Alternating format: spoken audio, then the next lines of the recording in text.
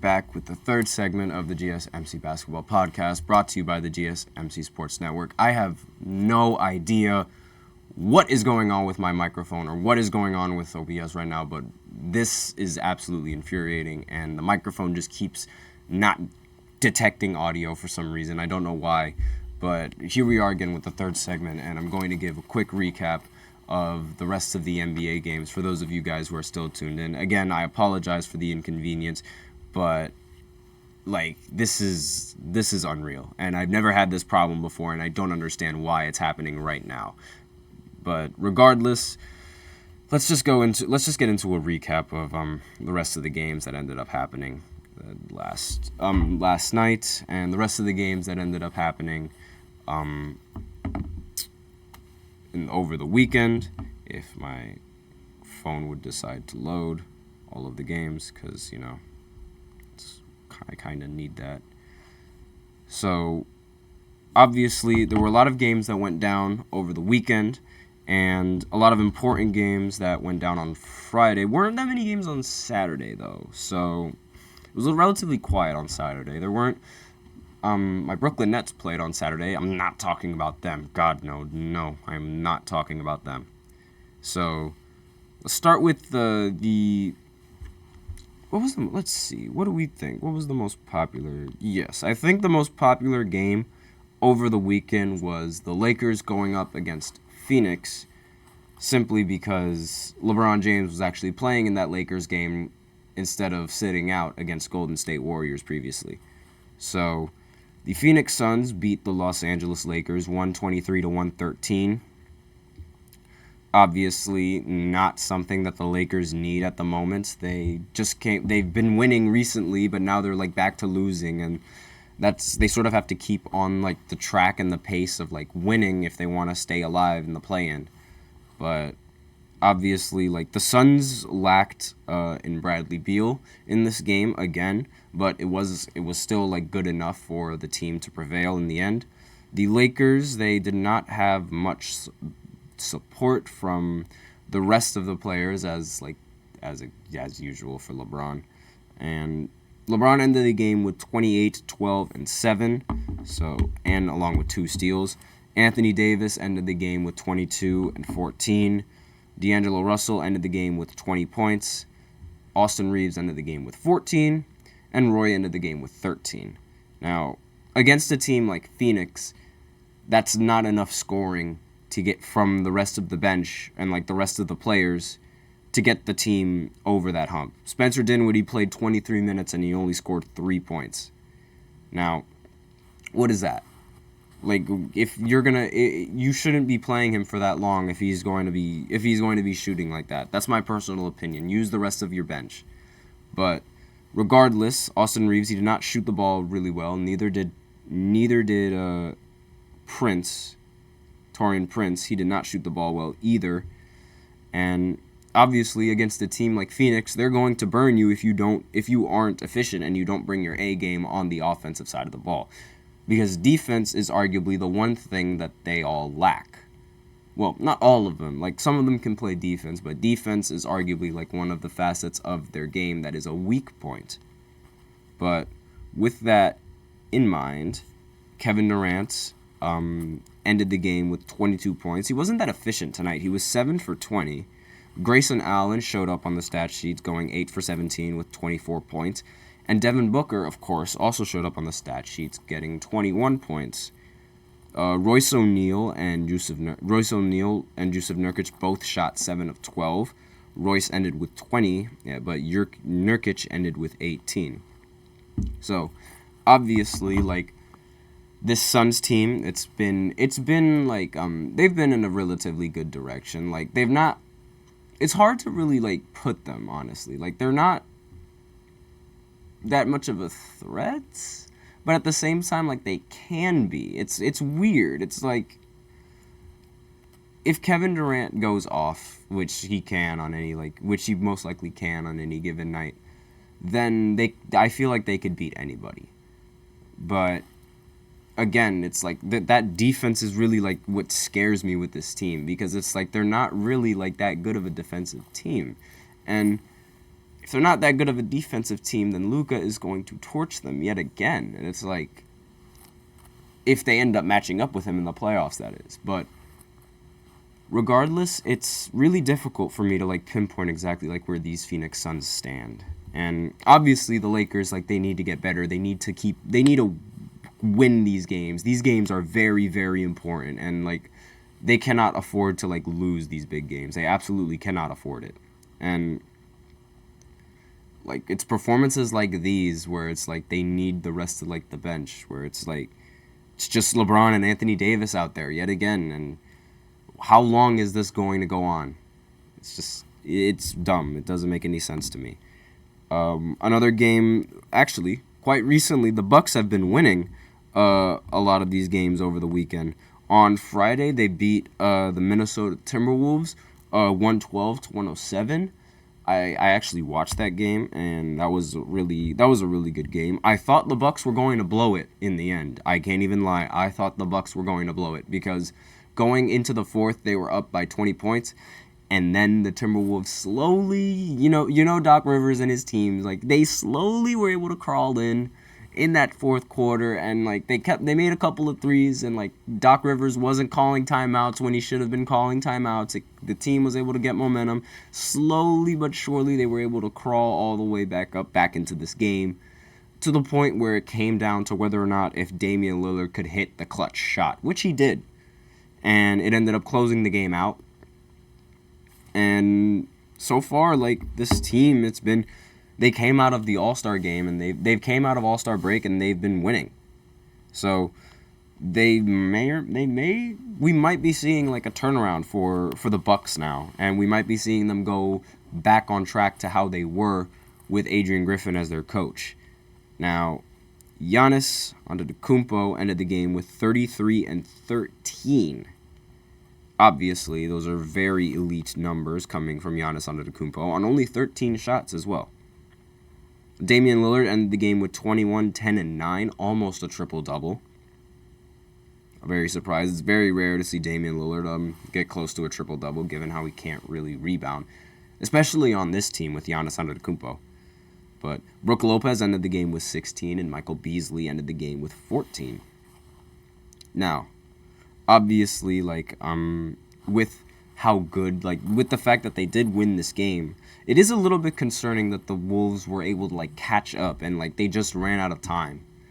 And I don't want to jump the gun entirely yet on whether or not the Bucks have turned it around. I need to see a few more games coming from them, because, like, again, this is you guys know how I feel about Doc Rivers, and it's like, it's really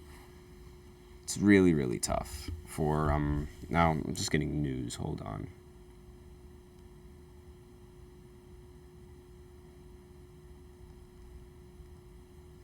Okay, so with that out of the way, the Timberwolves, I was just pulling up the stat sheets. The Timberwolves ended up shooting the ball relatively poorly from 3. 13 for 35 from 3, and 43 of 98 from the field. 43 of 98 from the field, I guess, isn't that bad. Anthony Edwards ended the game with 28 points. Towns ended the game with 22 points. Rudy Gobert ended the game with 12 and 19. Karl-Anthony Towns also ended with 4 rebounds. I forgot to add that on there as well. Mike Conley ended the game with 9, 2, 2, and 2. So I guess you could say he had a triple-double. And that was basically all of the scoring that came in from the Timberwolves. And while, again, like, those star players that I mentioned, they scored the ball relatively well, they didn't really shoot the ball that well. And I believe that a lot of that shooting is mainly derived from that hideous fourth quarter where they went on where the Bucks went on a 20-2 run at one point. But obviously, like, the Bucks ended up winning this game. And the other game that they ended up winning over the weekend was against Philly. Now, obviously, given how Philly ended up losing Joel Embiid for a majority of this season, they should easily beat the 76ers without Joel Embiid in the starting lineup, and they did. Giannis Antetokounmpo ended the game with 30 points, 12 rebounds. Damian Lillard ended the game with 24 points. Malik Beasley ended the game with 20. And Brooke Lopez ended the game with 11. Bobby Portis also made a showing on the stat sheet as well, getting 17 points. And the Sixers, so far, again, they haven't responded relatively well to the Joel Embiid's injuries, and it's a little bit frustrating given how, like, I really had high hopes for Philly, and I really thought that they were going to be able to make some noise going into this, but so far they haven't, and it's nothing but disappointment. I had to start the stream up yet again because, again, my microphone I don't know what is wrong with it today, but it's just, it's whatever. Just move on and I'll just continue talking about the game. Steph Curry was unavailable on the offense tonight, scoring 20 points, 6 of 19. Klay Thompson, 7 for 15, 5 of 13 from the field, 23 points. He only really did well in like the first half of that game. After that first half, he was completely gone. And obviously, like this level of inconsistency coming from Klay Thompson is uncharacteristic, given how great of a shooter that he legitimately is. So, with that in mind, seeing him come off the bench is a little bit surprising, but it might be necessary because if he's going to be this unpredictable shooting the ball, then he might be a liability on the floor. But not really much to say about that game, given how recently, like I said previously, like it's really difficult to stop Jokic dropping a triple-double.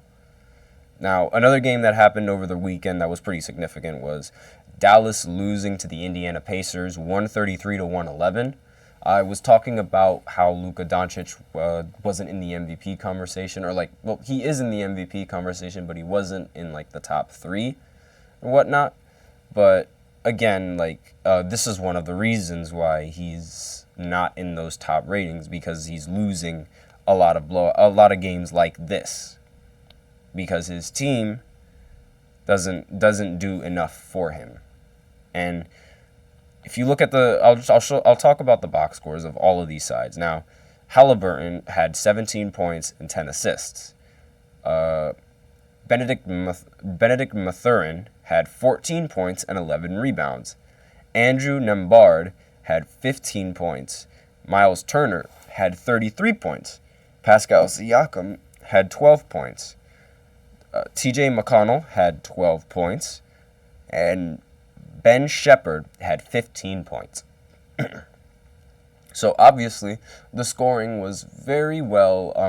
The scoring was pretty even throughout the entire matchup, and throughout the entire Pacers bench. Now for the Mavericks, however, Luka Doncic 33 points, Kyrie Irving 29 points, and Josh Green with 14 points, and that was it really, in terms of the offense coming from the Dallas Mavericks. And that's not good. That's not a winning team. They need to do better in terms of playing winning basketball.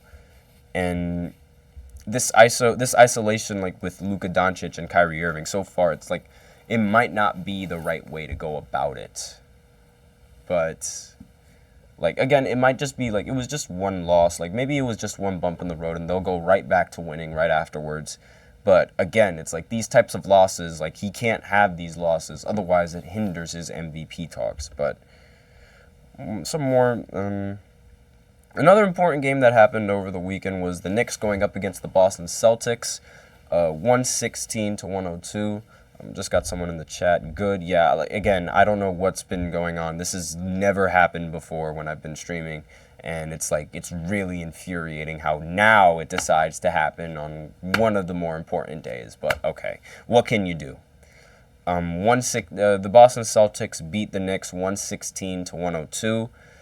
Obviously, the Boston Celtics are by far the best team in the Eastern Conference. They have a game difference of 7.5 games. Now, what that means is that the next team that's going to catch them is 7 wins. The next team below them is literally 7 wins less than them. And to put that in comparison, the Western Conference, the team that has 7 wins less than the 1 seed is the 8th seed. So the gap between the 1 and the 2 seed in the Eastern Conference is exactly the same as the gap between the 1 and the 8th seed in the Western Conference. That is literally the entire playoffs.